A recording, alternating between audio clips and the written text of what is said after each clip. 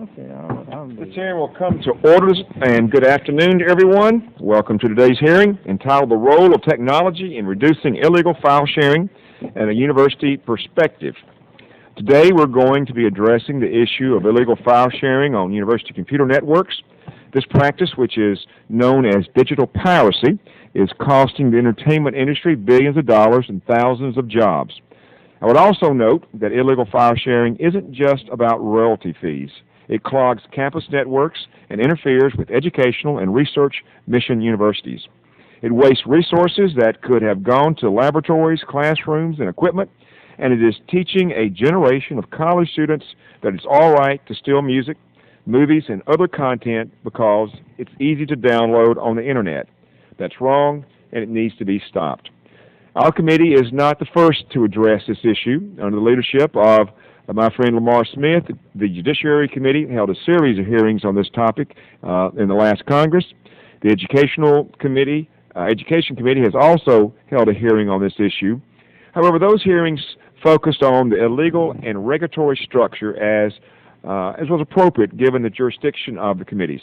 The focus of today's hearing is on technology to help prevent illegal file sharing. In today's digital world, we generally rely on technology to combat illegal activities. It's illegal to send spam or to hack into a system to steal data. And though regulations attempt to stop these illegal activities, regulations alone are not enough. Systems from large corporation networks to home desktop computers use anti-spam and antivirus software firewalls. Do these technologies stop all illegal activities? Of course not. But they do prevent the bulk of bad things from happening. And the technologies have improved even as the sophistication of the scammers and hackers has increased. The Science and Technology Committee has a long history of holding hearings and moving legislation to technologies that are used to combat these illegal activities. I believe the case of illegal file sharing is exactly the same. We can't rely on laws and regulations alone to fix the problem. Technology will be the first line of defense, and I'm hopeful that our work here will contribute to the beginning of a real action on this problem. I don't want to be holding the same hearing in the 111th Congress. Our witnesses will focus on the use of technology to combat illegal file sharing. Some of them will discuss how their campuses decided to use technology and to reduce digital piracy. And I hope to learn about their experiences with these technologies and how well they've worked. I'm also interested in learning about the technologies themselves, how they stop copyright files from being illegally shared, and what technical issues there may be for implementing these in the campus networks. And I'm looking forward to hearing about an important cooperative project between higher education and the entertainment community to rigorously test and evaluate these technologies in an objective, scientific manner. And I want to thank our panelists for taking time from their busy schedules to appear before us today. One of our nation's greatest strengths is our education system, and America's universities are the envy of the world. Their mission is to educate students, and they should not condone or look the other way when computer networks are used in clearinghouses for digital piracy and illegal file sharing. Universities do not condone piracy of computer software, textbooks, or academic research articles, and they should not treat entertainment intellectual property any differently. It is my hope that by working together, we can fix the problem of digital piracy on our campuses. And now I would like to yield to Mr. Hall, who I think is, I'll just yield to my friend Mr. Hall. And I assure you that I will call a hearing in the 111th if we need to, and I'll confer with you as in a kind of manner as you have with me, and I thank you for it. Thank you, Chairman Gordon, for convening this very full committee here today. I'd like to echo your welcome to our distinguished panel today, and I thank all of you for taking time to come to Washington to discuss how we can reduce digital piracy. The breadth of experience and expertise here today, I think, is going to get us a long way in understanding the problem of copyright infringement and hopefully illuminate some of the next steps for the community. In particular, I'd like to welcome Dr. Greg Jackson, the Chief Information Officer of the University of Chicago and former Director of Academic Computing for the Massachusetts Institute of Technology. Dr. Jackson has also served on advisory boards for major information technology industry firms and helped usher in the next generation of Internet technologies with National Lambda Rail and Internet 2. And I thank you, Dr. Jackson, and I look forward to hearing from you and all of your talented colleagues here today. Piracy of digital available media has become a large concern as more and more intellectual and creative works are available in easily transferred digital format, and access to high bandwidth networks has spread. High-speed internet connections used to be limited to major universities and government research labs. Now, relatively cheap broadband access is available, including over 50 million residential high-speed connections. Through this combination, illegal file sharing of music, movies, software, and other contents easier than ever, literally at the click of a button. This rampant disregard for copyright law absolutely needs to end. A number of other communities have met to discuss aspects of this problem. The hearing will examine today for us one detail of the larger intellectual property enforcement debate, focusing on the efficacy of technological solutions to stopping illegal file sharing. Colleges and universities hold a unique perspective, being both creators of intellectual property, internet service providers, to a large and technically savvy group of students and staff, and custodians of some of the fastest cutting-edge networks in the nation. From reading our witnesses' testimony, it's clear that no single silver bullet solution is available to stop unauthorized distribution of digital media while allowing authorized traffic. The variety of campus network needs and policies with respect to the proper role of the institution in policing users leads to a high and a very highly diverse environment. However, recent work and cooperation among higher education, copyright holders, and technology companies has helped build an understanding of these varied requirements and given us insight into how we might proceed. In the end, the technologies we'll discuss today are going to form part of a larger anti-piracy solution that also includes legal alternatives, education, and adequate protections of privacy and consumer rights. And if I have any time left, may I yield to the gentleman, Mr. Sensenbrenner? I was going to suggest that, and I'm glad you can. Mr. Sensenbrenner has an appointment to choose someone out, and so we certainly don't want to stand in his way, and we'd like for him to... It's the State Department on issuing passports, so there's a big problem with that. First of all, I thank both the chair and the gentleman from Texas for yielding. When I was the chair of the Judiciary Committee, I was really an intellectual property hawk, and I was the one that directed Congressman Smith to have the series of hearings in the last Congress relative to the copyright law and the enforcement of the copyright law. This hearing closes the loop on this because obviously we're never going to be able to get 100% enforcement given the massive popularity of the Internet and the new technologies for file sharing. And that's why the technologies are important to be able to prevent this from happening in the first place.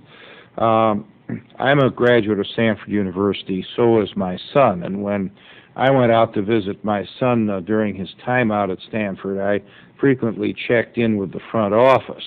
And one of the things that I talked about there was the problem of file sharing on university campuses. This was several years ago, and at that time, the estimate was given to me that about 80% of the broadband that the university purchased, again with the money that came from tuition and elsewhere, was used for file sharing, and only 20% was being used for legitimate research or other academic purposes. This is a staggering figure, and to say that file sharing on university campuses does not drive up the cost of education is just flat out false. And the more we can do to have the technology to prevent this from happening in the first place, the better off the kids who don't file share will be in terms of not seeing one tuition increase piled on top of another tuition increase. And in the case of public universities, administrators having to go to the legislature to get more taxpayers' dollars to be used to pay for this. So I welcome this hearing today. I'm sorry I have to go chew the Director of Consular Affairs out, but anybody who wants to travel overseas pretty soon and who doesn't have a passport yet will know that I'm doing the Lord's work there while you're doing the Lord's work here, so thank you. Thank you, Mr. Cincinnati. We should have called you as a witness. If there are other members who wish to submit additional opening statements, your statements will be added to the record. And now I'd like to recognize Mr. Matheson to introduce our first witness. Well, thank you, Chairman Gordon, and I do want to introduce a constituent of mine, Dr. Charles Wright from the University of Utah. He's been a member of the faculty at the University of Utah since 1984, and he has many roles he's taken there, but among the many roles, he serves as Associate Vice President for Academic Affairs and Undergraduate Studies. And in this role, he's responsible for the university's continuing education unit, its general education program, and for development of policies for educational technology and online courses. He serves on the university's academic leadership team and assists the Chief Information Officer, Dr. Stephen Hess, in the development of institutional policies regarding institutional data access and security. And in 2001, he chaired a committee that wrote the current institutional policy governing copyright ownership for works created using resources at the University of Utah. So I want to welcome him as a witness, and Mr. Chairman, I'll yield back. Thank you very much. And our second witness is Dr. Adrian Sannier, the Vice President and University Technological Officer at Arizona State University, which is in the district of Mr. Harry Mitchell. And Mr. Mitchell had a conflict, but he said he sends his best, and I understand you're going to be meeting with him later. He's another valued member of this committee. And our third witness is Mr. Vance Ikoyze, President and CEO of Audible Magic Corporation of Los Gatos, California. Our fourth witness is Ms. Cheryl Elzy, the Dean of the University Libraries at Illinois State University and a member of the management team of the Digital Citizens Project. And Mr. Hall has already introduced the Republican witness today. And so we're all glad you're here. As our witnesses know, your statements have been made a part of the record. And we hope that you can summarize. We try to keep it within 5 minutes, but we want to be sure that you feel comfortable getting your full point, and then we'll introduce our members for 5 minutes. So we'll now start with Dr. Wright. Mr. Chairman, members of the committee, I'm pleased to appear today to share some of the experiences of the University of Utah in reducing illegal peer-to-peer sharing of music and video files. My name is Chuck Wight, and I serve as Associate Vice President for Academic Affairs and Undergraduate Studies at the University of Utah. First of all, I want to stress that respect for copyrights lies at the heart of what universities do. Students and faculty enjoy the protection of intellectual property that we create every day through scholarly research. As teachers, we enjoy special privileges from the doctrine of fair use, which permits limited use of copyrighted materials for nonprofit educational purposes. Therefore, when members of our community abuse copyrights of others, whether it's plagiarism or through peer-to-peer file sharing, we take this very seriously. At the University of Utah, we've adopted a two-pronged approach to reducing illegal peer-to-peer file sharing. First of all, we continuously monitor our networks to identify high-bandwidth users in all areas of the campus network. Each week, every local area network manager receives a report of the top talkers on his or her local area network.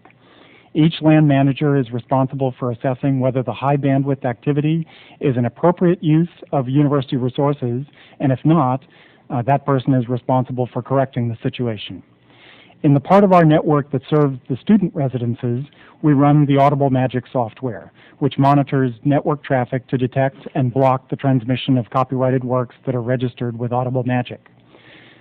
These are mostly music recordings and movies. In addition, we automatically terminate network access to any student computer that has a total volume of outgoing network traffic that exceeds 2 gigabytes in a single day.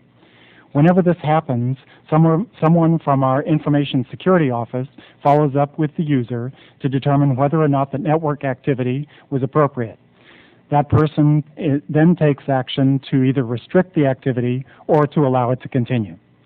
This two-pronged approach to the peer-to-peer file sharing problem has been very successful for us.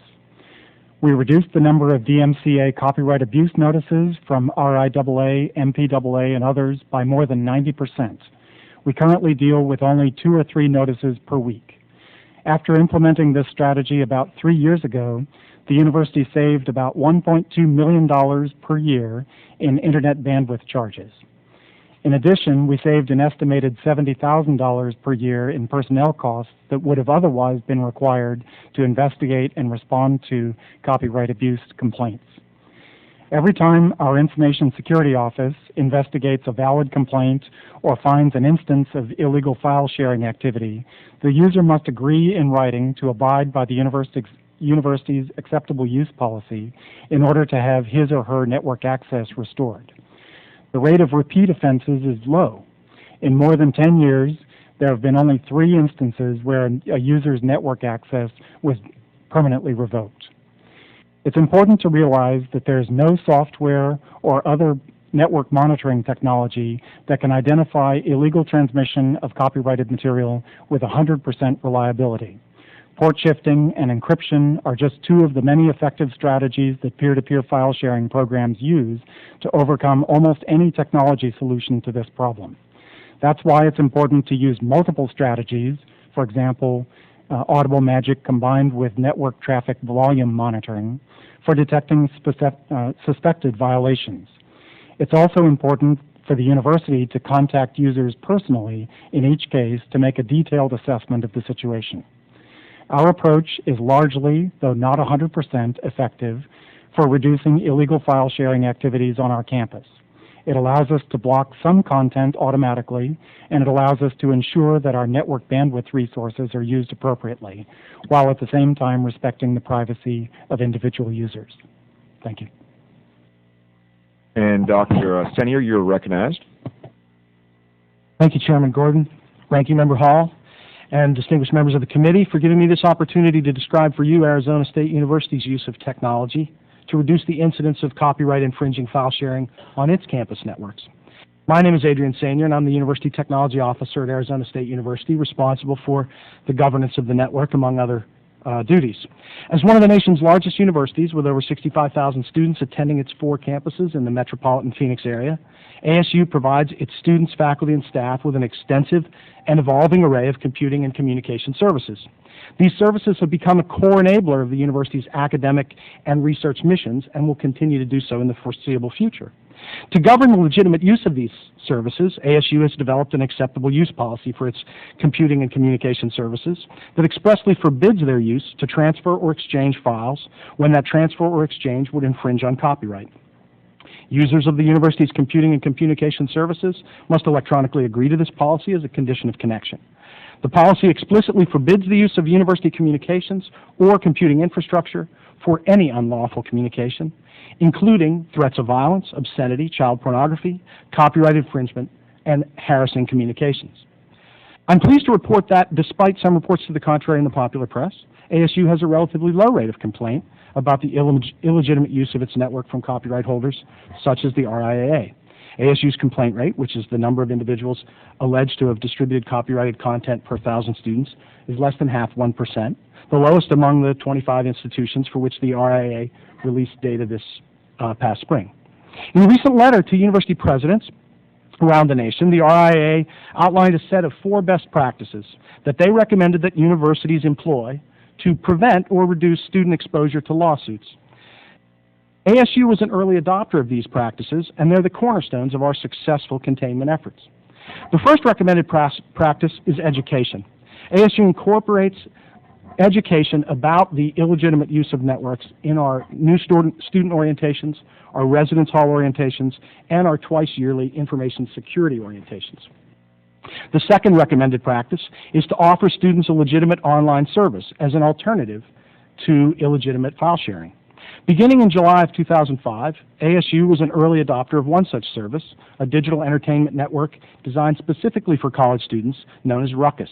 ASU's subscription provides its students with downloadable access, legal downloadable access, to 2.7 million songs, full-length feature films, short-form video, sports clips, and music videos, as well as access to a social network site focused on the network. The third recommended practice is to take appropriate disciplinary action when students are found to be engaging in infringing conduct online. And so, in addition to sanctions available under applicable law, ASU and Regents policy, ASU can impose temporary or permanent reduction or elimination of access privileges to computing and communication accounts, networks, or ASU-administered computing rooms, services, or facilities in the event of infractions. The RAA's final recommendation encourages universities to implement technical solutions to restrict, filter, or curtail peer-to-peer file sharing. Any technical solution must balance the rights of copyright holders with the legitimate uses of the university's network and its users' expectations of privacy and academic freedom.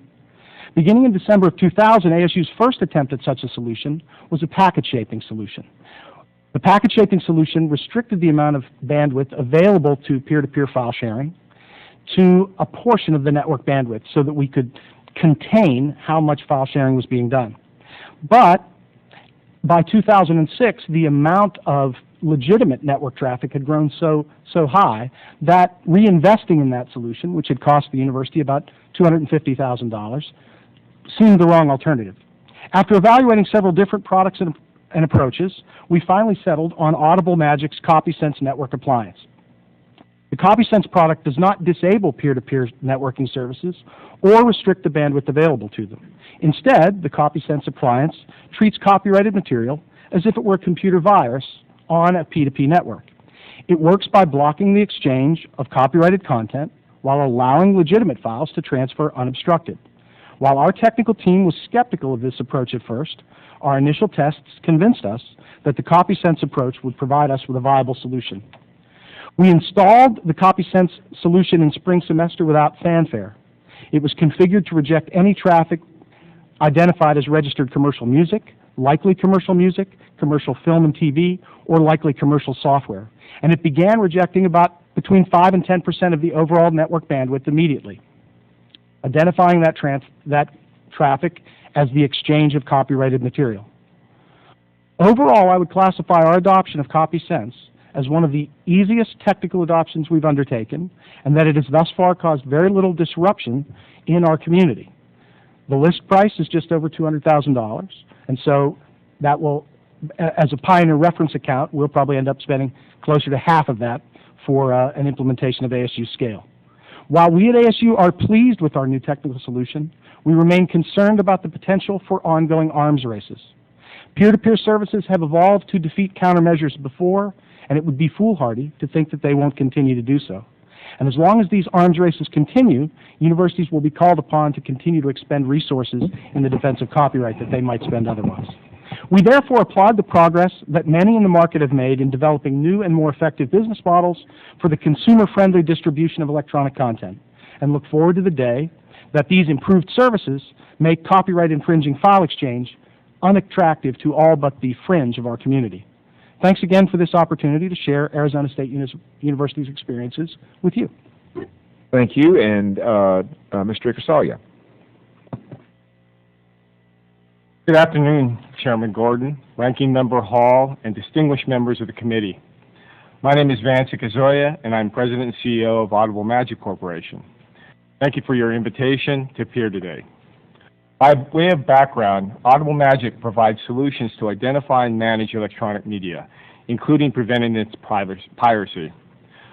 My testimony here today is intended to provide an overview of the technological aspects of this issue, not to advocate a specific public policy position. Audible Magic has developed a technical solution called the CopySense Appliance. Our product provides universities the ability to automate the education process, enforce network use policies related to copyright, while protecting students' privacy and academic access to technology. We introduced this solution in late 2003, and to date have over 80 customers worldwide. We have over 70 higher education customers that range in size from as few as 150 students to large public universities. Our experience has shown that the use of technology such as CopySense has significantly reduced piracy on campuses. On one college campus, we saw within 1 month an 80% decrease in total network traffic, a 71% decrease in the number of users of file sharing applications, and finally the file sharing traffic itself dropped from 20 gigabytes per day to effectively 0 in less than 1 week. CopySense Appliance was designed to intelligently detect and manage copyrighted content transfers over public file sharing applications like BitTorrent and Nutella. Using our copyright identification technology, the system matches unknown files transferred over known public peer-to-peer file sharing applications to a database of copyrighted materials that have been registered by the copyright owners. Our design philosophy is based upon the belief that peer-to-peer technology is not the problem. Peer-to-peer file sharing networks are an efficient means to distribute legitimate materials such as Linux software or even promote local unsigned artist music.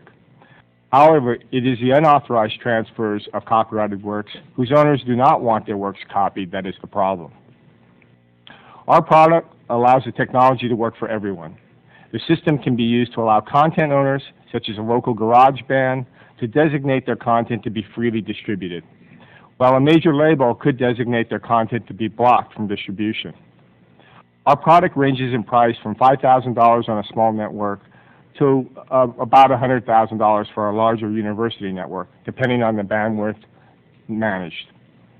I would like to highlight for the committee the new capabilities introduced this year, which are specifically designed to support universities in their mission to educate students.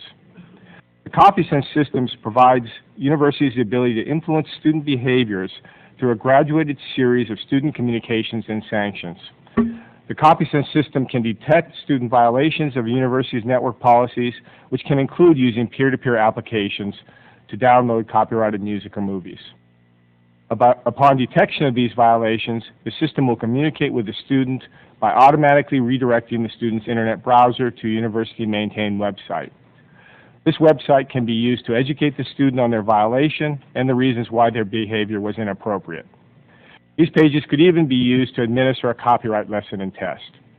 Because the system triggers at the time of the violation, the system is able to leverage the teachable moment by immediately providing feedback to the student. The system possesses a configurable point system that provides an escalation in notifications or sanctions. The system could be configured to direct communications privately to the student violating the school policy. Any other information or reports could be restricted from access by others. In this way, the system can comply with most universities' privacy policies. I would like to point out that no technology is or will ever be a 100% effective solution, no matter what the context. But I will also propose that a solution does not have to be 100% to be effective and to make a difference on campuses. One issue we hear from larger universities is the concern that our technology cannot handle their high bandwidth networks. First, our system is not an inline device. If an inline device is not fast enough, or even worse, fails, it can slow down or stop network traffic. The CopySense appliance performs its matching activity in parallel with the real-time network traffic flow.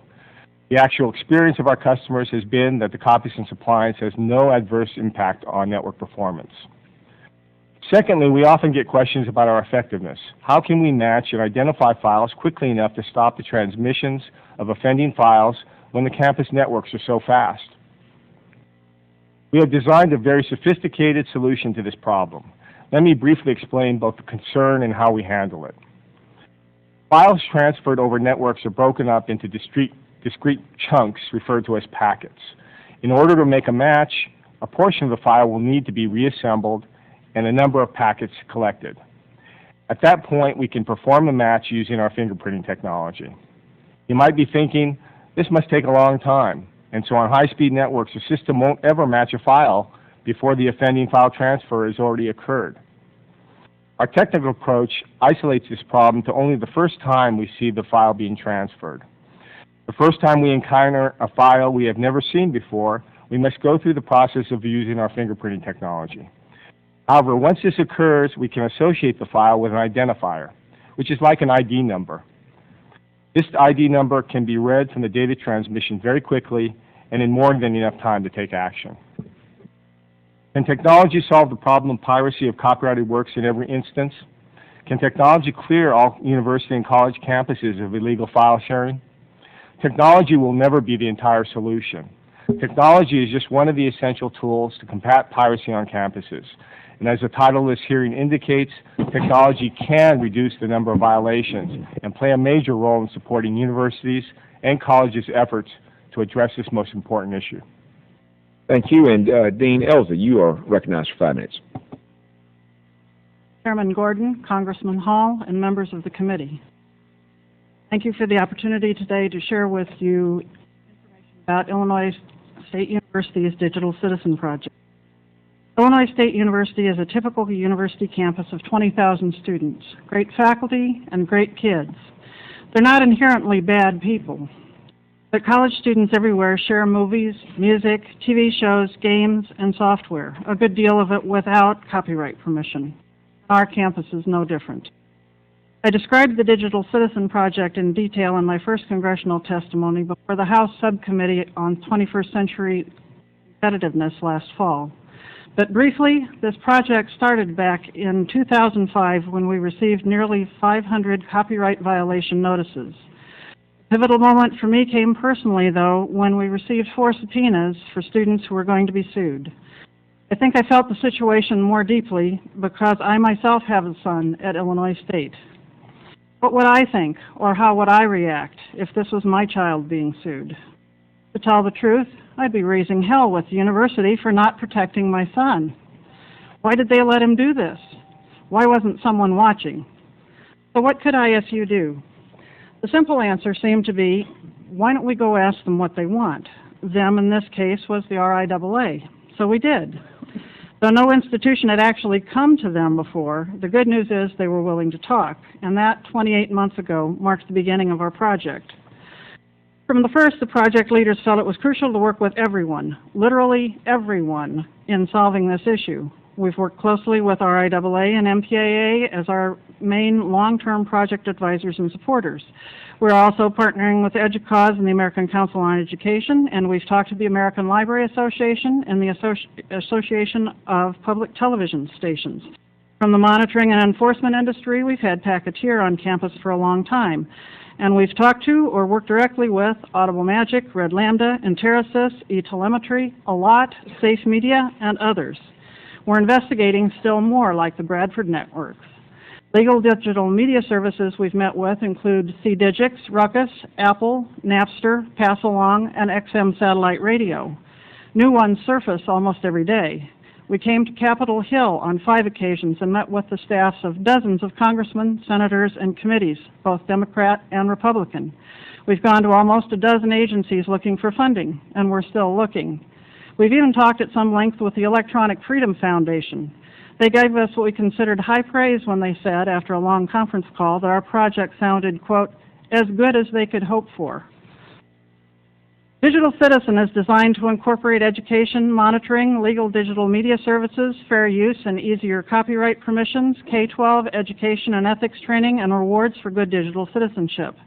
Overall, the long-term goal of the project is to provide a consumer report-like study, if you will, on the services and systems that are out there or just coming on the scene, so higher ed will be able to make informed, fiscally responsible decisions. As to funding, well, funding is hard to find. We were fortunate to receive grants from several entertainment companies and associations, but new and different approaches, like ours, to rapidly evolving challenges, like campus piracy, don't fit neatly into existing grant categories. It's also hard to find funding because many find it easier to talk about the symptoms, downloading, than to fix the root problem, which is changing behaviors and culture. Our project timelines were originally based on a 3-year project. However, it's taken us 2 years to get sufficient funding to get started. We've only now begun to get to the heart of the research and analysis. Technically, our project has been funded for 18 months, and the clock began 5 months ago. Without new dollars, the project will end July 1 next year. Our early research and data so far confirm many expected outcomes and reveal some surprises. Please ask me about those later if you would like to know more. If decision makers from other campuses came to us today, and they've already started, to find out what to do, we wouldn't have an answer. It's too early. The monitoring technologies don't seem to be fully ready to do what Congress or the entertainment industry wants, yet. A consumer study is desperately needed so side-by-side comparisons, benefits, and features can be determined. Both monitoring systems and legal digital media services need to be evaluated, and this all needs to happen now. The consumer study can help the entertainment industry as well by providing reliable, tested feedback. But technology is not the answer. The 9/11 Commission report says that, quote, Americans' love affair with technology leads them to also regard it as the solution. But technology produces its best results when an organization has the doctrine, structure, and incentives to exploit it. Doctrines, structure, and incentives. That's what ISU has put together in the Digital Citizen Project. Your help is essential in directing the conversations toward improvements in and testing of emerging technologies, and your support for the comprehensive efforts of the Digital Citizen Project and other comprehensive programs like ours, that will be invaluable. Thank you. Ain't beat 'em up for getting action. Good job, and thank you. And now, Dr. Jackson, you're recognized for 5 minutes. Mr. Chairman, Mr. Hall, members of the committee, I'm Greg Jackson. I'm the Vice President and Chief Information Officer at the University of Chicago. Thank you for inviting me here today. Let me summarize 5 points from my written testimony. First, the university's business centers on intellectual property. We patent, copyright, publish, and teach. Protecting our rights to all this is important, but so is access. Research and teaching depend on the convenient availability of intellectual property. We need to work together across organizational and political lines to find the elusive right balance between mechanisms that protect intellectual property and mechanisms that make it accessible. Staking out irreconcilable adversarial positions won't achieve that. Second, the university deplores violations of copyright law. We received 57 DMCA complaints last year and expect about twice that many this year. We handle these aggressively, immediately disconnecting the offender. Before restoring connections, we require first offenders to meet with the dean on the record to emphasize the seriousness of the offense. We fine second offenders $1,000. In addition, we paper the campus with posters like these. We discuss the issue at orientation and in class, and our acceptable use policy covers it. Periodically, I remind the entire community by email that the university takes copyright offenses seriously and that they can have very negative consequences. Our approach has yielded good results. DMCA complaints involve less than 0.5% of our community. Over 5 years, we have had only 6 repeat offenders. Third, the principal drivers of infringement are business-related. Movie and music producers serve their online customers inconsistently, incompatibly, inefficiently, inconveniently, and incompletely. Music purchased legally from Microsoft, for example, can't be used on Apple devices or vice versa. Pricing seems high, and managing keys and licenses is a major hassle. Most movies remain unavailable, and no one offers Beatles tracks. If the right thing keeps falling short of customers' reasonable expectations, too many customers will keep choosing the wrong thing.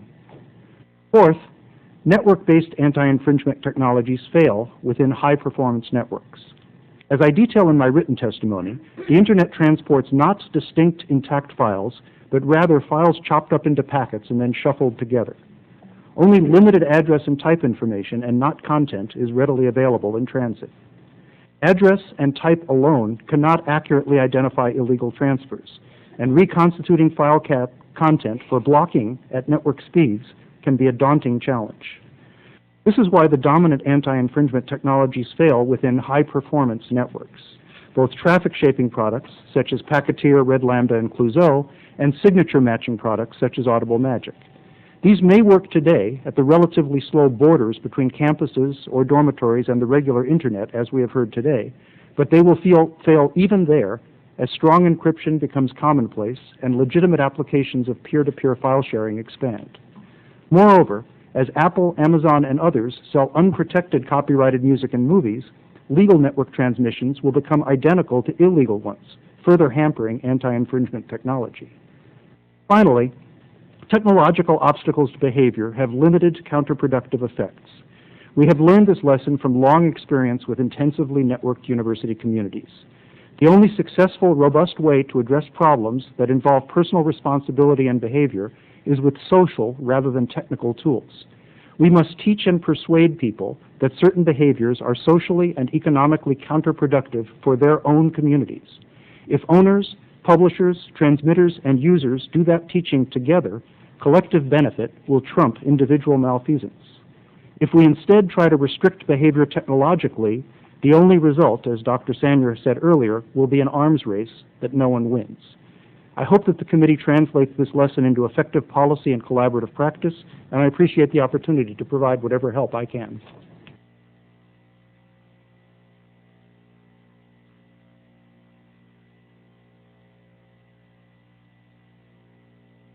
as I said, excuse me, we're going to start today. We'll start now with our questions, and I'll begin with the chair. Dr. Jackson, you state that the network-based anti-infringement technologies will fail within high-performance networks. Has the University of Chicago actually tested any of the network filter technologies? We've used Packeteer extensively, and But I was asking you about, have you tested the network filter? The filtering one. We're in the process right now. But you haven't done that yet. You haven't not tested done it yet. Correct. So it's a little hard to say that, would seem to me, and with such certainty if you haven't tested it yet. Well, we talked to Audible Magic at length at a conference in the fall. But you haven't tested it, although you've stated unequivocally that it won't work. Correct, Mr. Chairman. Okay. And you've also said that technological obstacles to illegal behavior have only limited and transitory effects. Do you believe that this is true for spammers and computer hackers and people who develop computer viruses? And if so, why does the University of Chicago use anti-spam, antivirus software and firewalls? And why should illegal shareholders sharing be any different from these other illegal activities? Well, let me say two things about that, because that's an excellent question. The first is that spam and virus filtering actually work very well because they run on people's own computers, and they run in a way that really doesn't interfere with anything else. So people do not perceive any problem from doing it. But are they 100% effective? They're pretty close to 100% effective, yes, up in the 80 to 90% effectiveness. If we could have a tool that we could persuade people to install that would run at that level of effectiveness and do the filtering accurately, we wouldn't have any objection to that. We have not seen that yet. The second issue is why we believe that we've been able to persuade people to do this technologically but not to do the other. And the truth is, it took us several years to persuade people that they actually should install this. And the key thing is, unless people are very good about their passwords, are very good about not sharing them, are very good about not letting their kids use their machines, and a variety of other problems, all of the antivirus and anti-spam stuff is ineffective. We've had very good success finally getting people to not share their passwords and not share their machines, and that's purely behavioral influence. I don't want my time to run out here. You raised a question that was similar to Dr. Sannier, and that is if there's an arms race, and where does it stop? I mean, to some extent, we've seen this with, I think, spammers and others, and hopefully, as you say, it's been somewhat successful. Mr. Ikoyze, could you address your thoughts on this arms race? Yes, clearly the ingenuity of the people developing these applications, these peer-to-peer applications, have provided a real challenge technologically. But just as these networks have evolved from the early days, from Napster onto today, also our own product continues to evolve as well. And so I really do think the analogy of comparing these to the spam and antivirus programs is a really a good one. In fact, spam and antivirus both use these registries of content. We use a registry of content. It just happens to be that we have copyright works in our database. But where I would, I think, echo the panel is that I think technology by itself is never going to be the solution, and that it needs to be combined with an educational process, and the two, technology as well as education, can go a long way towards influencing behaviors, which is what we have to do to really have an effect on this. Dean Elzy, one of the things we've heard as we've trying to gather information on this is that using technological or trying to use technology to reduce this illegal file sharing, you really can't install it on every computer on the campus, and so that makes it more expensive and more difficult. What's been your experience with that regard? We've been looking at technologies that will impact all of our students and all of our faculty and staff, as opposed to just the residence halls and some other areas. So we're looking at more global opportunities to install both filtering and education technologies and softwares that will take care of it. Have you found that the vast majority of the file sharing was from the residence halls? Yes, we did. Some of our early studies and snapshots that we've been able to do over the last 18 months have shown that by far the majority of the file sharing is done in the residence halls. Our think it was 97%. Our 97% of the file sharing that's happening is there, but only 26% of the computers on campus are doing any file sharing at all. So it's 97% of 26, much smaller percentage than we expected to find. So that if you, again, if we're playing hand grenades and we know we're not going to get 100%, that would be a more economical way to approach the problem for universities. Thank you, and now call on Mr. Hall. Thank you, Mr. Chairman. It seems to me that their panel agrees substantially on a number of important issues from the testimony we've just heard and from the testimony you submitted. I'd like to take a moment just to make sure I've got that right. Does everyone agree that technology can't completely stop piracy? And next, does everyone agree that notwithstanding its imperfection, technology can be a part of a comprehensive anti-piracy policy? And when there's such an agreeable group. Dr. Jackson, in your testimony, you described the principal challenge as finding, quote, the elusive right balance between mechanisms to protect intellectual property and mechanisms to make it accessible. Trade-offs are inevitable.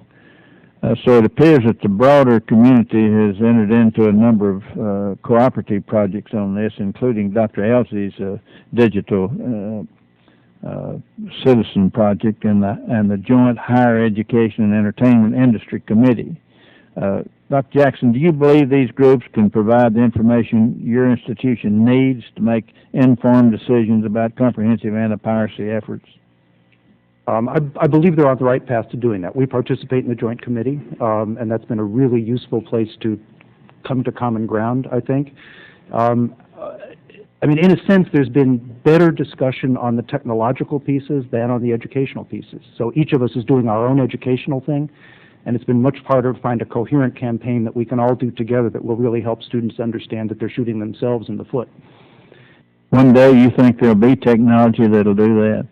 I don't think there'll ever be technology that'll do it perfectly. It's interesting, if you look at spam and viruses, we've pretty much won the battle against viruses. Spam, most of us who run large email systems believe we're losing that battle, and that within the next year or two we will have lost it completely.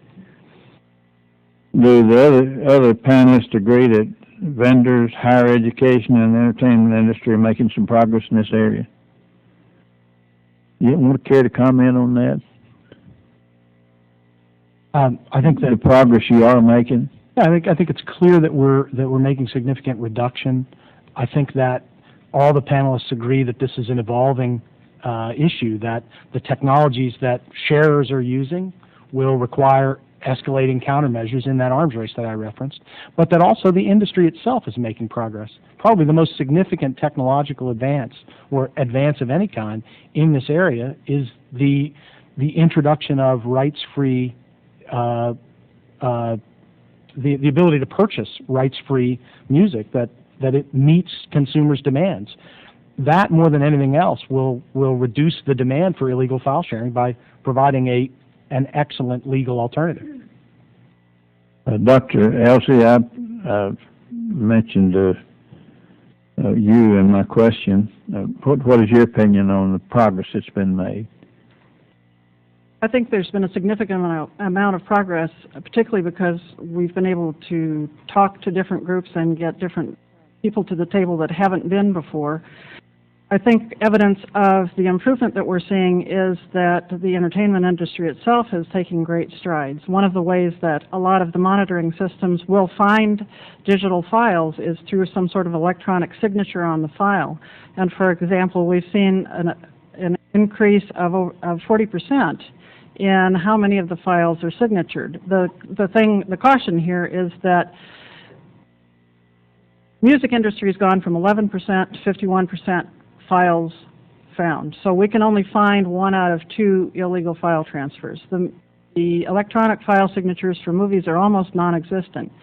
And you can't find and stop what you can't find. So we're hoping that the entertainment industry will continue its efforts to try to individualize their files so that the tracking systems can actually be more accurate. And as they become more accurate, then higher education is going to be much more ready to adopt them. You know, we haven't talked about expense and cost of that technology. maybe there's no good comparison here, but 15 years ago, E-Systems, a company that had national, international operations, had indicated that they had technology that could protect our border, but it was too expensive. And now here, 15 years later, they're talking about building a 20-foot wall or putting a National Guard down there to lock arms on it, and question on what kind of expense that's going to take. And they don't think that's going to be too much if it takes that to protect the border. And you feel that we ought to go to that expenditure if it takes it to stop the piracy. I'm sure you all agree that we should, don't you? Do you not? And I'm not going to ask you where's the money going to come from, because I think you all have a good idea about that. My time's up. Thank you, Mr. Chairman. Thank you, Mr. Hall. Mr. McNerney is recognized.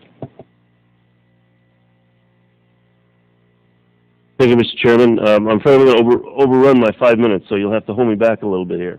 I think the panel, this is a very fascinating discussion, and there's a lot to learn here. One of the things that Dean Elzy, said impacted me personally. My own children were in college recently, and then the arrests were made, and that definitely it makes an impression on you. And so I wanted to make sure today that we get things as straight as I can. Dr. Wight, I was very impressed with... clarify that it wasn't your kids that were arrested. No, they weren't the arrestees, thank goodness. Dr. Wight, I was very impressed by your approach. You're using, and I think that's probably common here, you're using the technology to the ability that you can, but you're also using the people in responsible positions in your university to make sure that the law is followed. And that must mean residence monitors and people at different levels. Are they as willing to participate in this, or is there feedback? It seems like that's an opportunity for abuse at some level that would put people at risk that may not want to be in that position. So this activity is centered in the university's Information Security Office, and we only deal with about 2 or 3 instances of suspected abuse each week. So it's a part-time task for one person in our ISO office, and it's not that big a deal. So we don't get non-technology people involved in the process, but when something occurs, somebody from our ISO office goes and visits with a student or a computer user and makes a detailed assessment of the situation. And that's really necessary because it's not possible to tell with a 100% reliability if a suspected case of copyright abuse was actually legitimate or not. Well, one of the things you mentioned was, I think you said 2 gigabytes. If there's 2 gigabytes of download in a day, then that account is identified in some way. Do you stop the transfer of data during the process, or do you wait till the process is finished and flag it and then confront the person, or how does that work? We stop that process immediately, automatically. It's a network switch. And usually the next day, somebody from our Information Security Office follows up with the user to figure out what was going on. There are only 2 cases that I know of where we cut off a student's network access inappropriately. In both cases, they were using voice over IP software to talk with their parents or grandparents. And what we did was we restored the network access and actually raised the threshold for those 2 students so it wouldn't happen again. Thank you. Dr. Sannier, I'm sure I'm not pronouncing your name correctly, but I was kind of interested in this Ruckus software.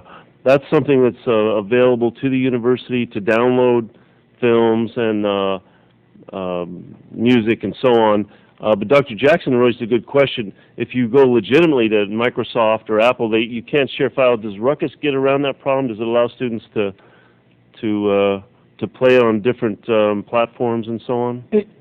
All of the services that you subscribe to, sir, have these liabilities because digital rights management software is still in the cumbersome stage. And so each of these systems has their own particular idiosyncrasies. So once you've adopted a system, they can service very well. But we're still not at the stage where the services that consumers can purchase or that we can purchase on behalf of our students are are meeting consumer demand. And I'm hopeful that technological advances in the next 2 years or so will greatly reduce this problem by reducing the demand for piracy, because the commercial services will begin to meet the demand. So you're doing a carrot to stick here, then you're going to put technology in place, you're going to punish bad doers, and then you're going to offer something that will work maybe as well as illegal, maybe better than illegal transfers. Absolutely. It seems that coordinated approach, I think you see everyone on the panel agree that that's the method by which this problem will get contained and ultimately solved. I got to ask a tech question here, Dr. Ikoyze. You gave a pretty good explanation of why your system doesn't interfere with bandwidth and how it works with packets. About how many packets of the initial transfer do you need to make an ID to make sure that what's being transferred is legal or not illegal anyway? The first time the first time you see a file, we need to reconstitute, reassemble enough of the file to do the ID, which is about 20 to 30 seconds of a file, whether it's a soundtrack for a movie or a song. But once we do, as I mentioned, then we associate that identification with this ID number. Could be like a passport number, that then later on we can get after frankly the first or second packet. We can identify that and then block the transfer. Thank you, Mr. McNerney. And Mr. Finney, you're recognized for 5 minutes. Well, and I will thank you, Mr. Chairman, for having this hearing. I'm one of at least 3 members of this committee that is also a member of the Judiciary Committee. I can tell you that we take property rights, and especially intellectual property rights, very seriously on that committee. We focus on that. This is the 3rd committee, by the way. The Labor and Education Workforce Committee has held hearings on the technology involved in the universities, because this is a huge problem and Congress is going to continue to focus on it. I should tell you that as an old real estate lawyer, I never tire of pointing out that most Americans think of property rights with respect to the home that they own and land that they may own as a business, but it was only as an afterthought in the Bill of Rights that the Founding Fathers got around to memorializing our specific rights to hold our real property. It was in Article 1. One of my favorite articles as a member of Congress, that the Founding Fathers pointed out the critical nature of protecting intellectual property. And while I appreciate the panel's recognizing the importance of intellectual property, and I want to agree with everybody that education is key, education alone cannot solve the problem. I'm disappointed, I guess, to some extent that Dean Elzy and Dr. Jackson have minimalized the possibilities and the importance of technology in this regard, because while I'm sure you educate your students, Dr. Jackson, on the importance of not committing robbery or burglary or rape, you also put locks on the door. And sometimes technology is the only way to help young people learn the importance of respecting civil institutions. Some of the responses you gave about how you can't change behavior until you change culture, et cetera, remind me when I went to China and pressed the issue of intellectual property. We've got rampant theft in China and some other countries around the world. The equivalent of our Commerce Secretary, he was a very brilliant guy. I believe he's educated in the U.S., perhaps even the University of Chicago, because he could have taught economics. He was a real free market kind of guy. I was very impressed. But his answer was very similar. He said, this is going to be a long process in China because it's going to take us decades to change people's attitudes and behavior. And I guess the point of all this is to tell you that the Judiciary Committees, on a bipartisan basis, is not going to be patient for very long with universities that haven't made aggressive steps, including education, including policy, including technology, whether you like it or not. And we're not going to tell you which technology to use, but I think I speak in part for Chairman Berman, who chairs the Intellectual Property Subcommittee, certainly Chris Cannon, and many others of us, when I tell you that our committee is going to be insistent that the universities, not just because of the theft involved, but because you're shaping not just academic excellence for young people, but also their attitude towards civil responsibility, that we're going to be insistent that We reward universities that are aggressive in this regard. I want to note that, for example, the University of South Carolina, Michigan State, Howard University, Seton Hall, Ohio, have adopted technological, educational, and policy processes that have been very successful. The University of Florida, my home state, by the way, talking about the cost, brags about the fact that implementing a technology that they use has saved them some $2 million in expanding the broadband that they had originally intended to do. So there are potential savings for the university networking opportunity when you diminish the theft. And I guess with that, because I've got a lot more experts on the panel than I have expertise in this regard, but I did want to issue that very important statement. I would ask, perhaps Dr. Jackson and Dean Elzy, because I did single you out for my disappointment that you hadn't emphasized the potential of technology here. I guess I would ask you, give you a slight chance to defend your positions. We're spending a good deal of federal resources in terms of helping universities with their technological improvements, directly and indirectly through student funding, et cetera. Is it responsible for a Congress that wants to protect intellectual property rights to continue to fund network enhancements for universities if some of those enhancements are indirectly being used, in fact, to promote intellectual property theft? And with that, would allow the two of you or whoever else would like to respond. Yeah, if I may, I should say the University of Chicago does use technological means to block things. We're active users of firewalls. There's all kinds of traffic that we block from off campus. Until Packeteer failed on us, we used Packeteer very heavily to turn these things down. So we use technological means to the extent we can.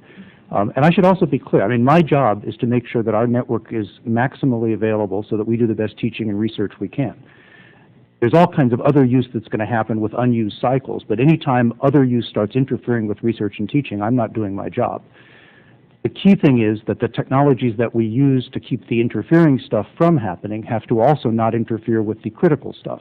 So when Packeteer failed on us, for example, it caused all of our commodity internet, meaning all the regular internet traffic, to stop working.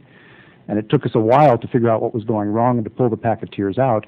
But this is the kind of trade-off that's very difficult. So this is a very important technology for us. We really need it to work.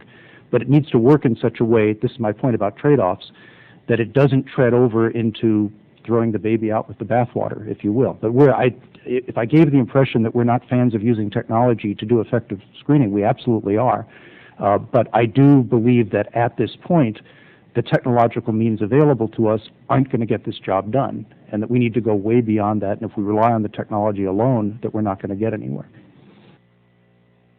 I, too, would like to share that we believe that technology is a part of the answer, but it is a total answer. And if we rely on technology too much, we're going to be the legal uses of peer-to-peer technology and some of the educational activities that we have going on campus. For example, there is a lot of file sharing that happens through the course of distance education. There are a lot of my own library files that are digital in nature and may use the distribution technologies that are available to us today. I'd like to not have those blocked. We believe that education can have an impact, but only in partnership with all the other things that we've been talking about. And part of the technology solution is getting legal digital media services up and available and comprehensively usable.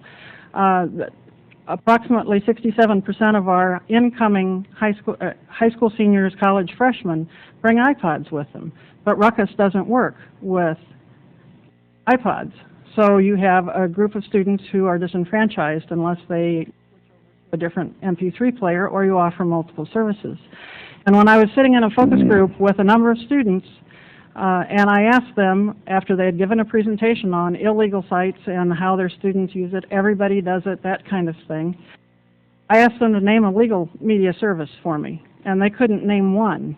So there's a huge marketing and business opportunity here to get these into the knowledge base of the students. So they said they would use the legal services if they knew what they were, if the music was free, and if it had the tunes that they wanted. Thank you, Dean.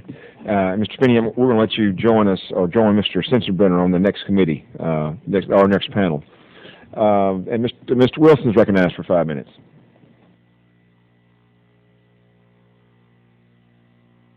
Thank you, Mr. Chairman.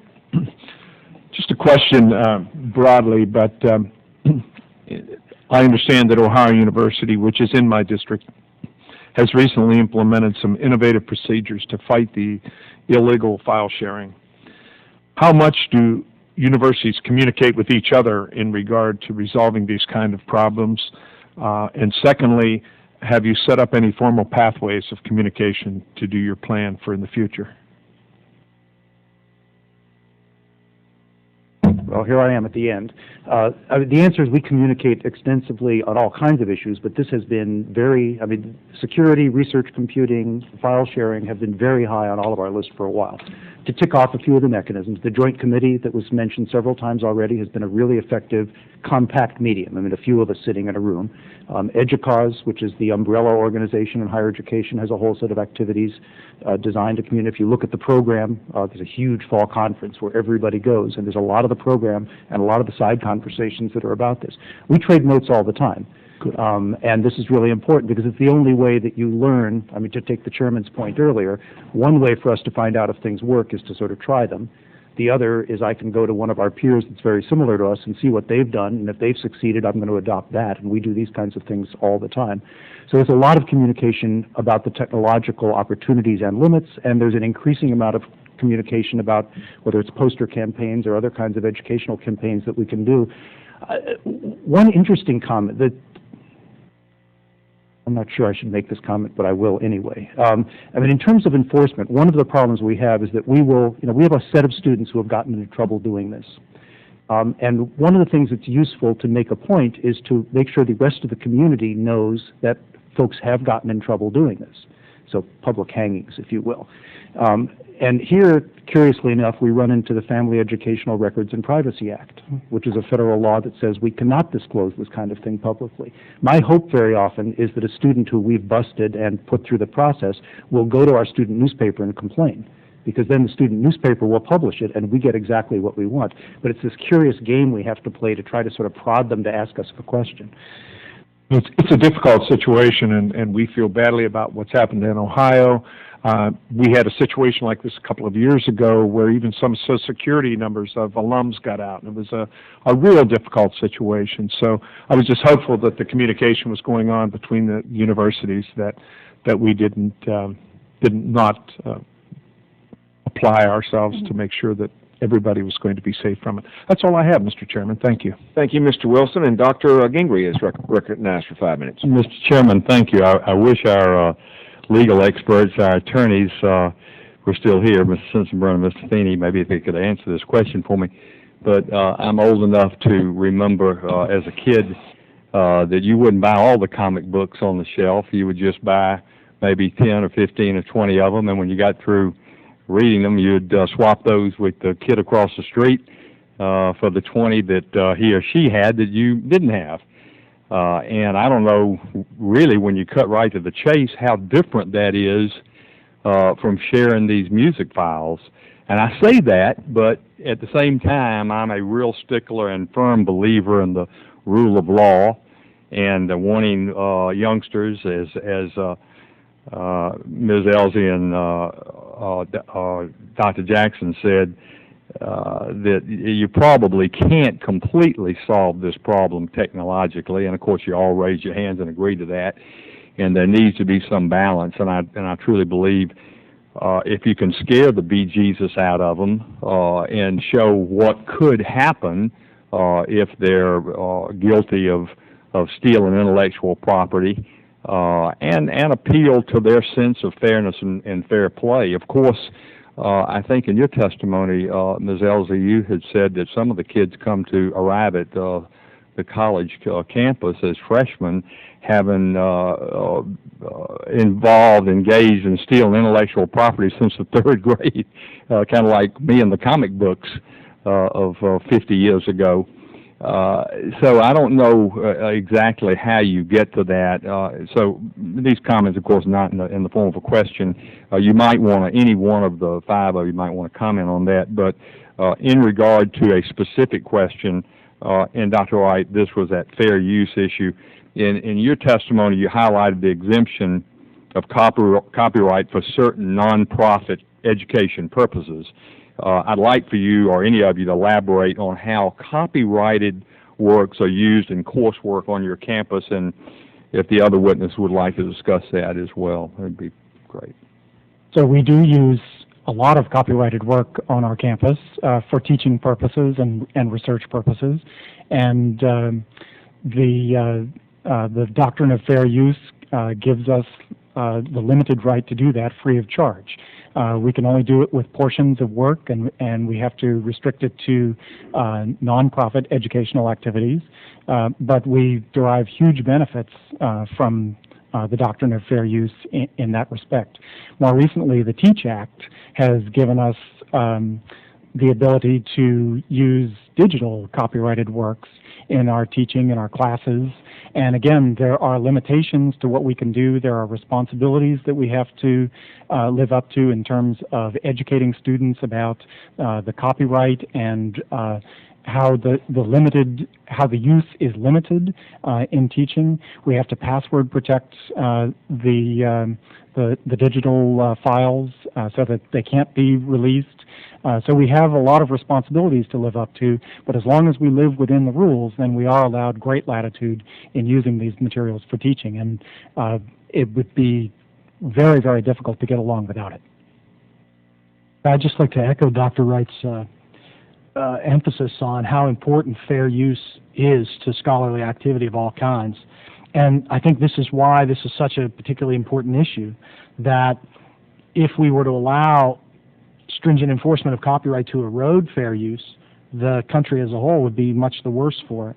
And so these are complicated issues because to a kid who is looking at the digital file sharing, it does feel like, well, I'm just sharing it with my friends. But fair use is when you share it with your friends and family, not your million closest friends, because it's kind of hard to categorize a million closest friends. And this is the challenge that all of you face, is drafting law that keeps pace with this changing technology. So again, the weapon that we have is the commercial sector, that the market ultimately will manage this for us. Yeah, and I guess my comic book analogy breaks down when it's just a kid across the street, and now this technology would allow the sharing with a million kids across the street. So I do understand that point, yeah. Chairman, I didn't have any other questions. I'd be glad to yield back at this time. Thank you, Dr. Gingrey, and I'll remind you that you can also share your old LPs with folks across the street, too. Before we bring this committee hearing to a close, I want to thank our witnesses. It's been a very informative hearing. It has been televised, so there's a lot more folks that are listening to this than are up here today, and our staff is all listening, so we want to thank you. I want to make, for the record, let you know that any remaining or additional statements from members and answers to any following questions, follow-up questions, the record will be open, and the witnesses are excused. Thank you. Well done.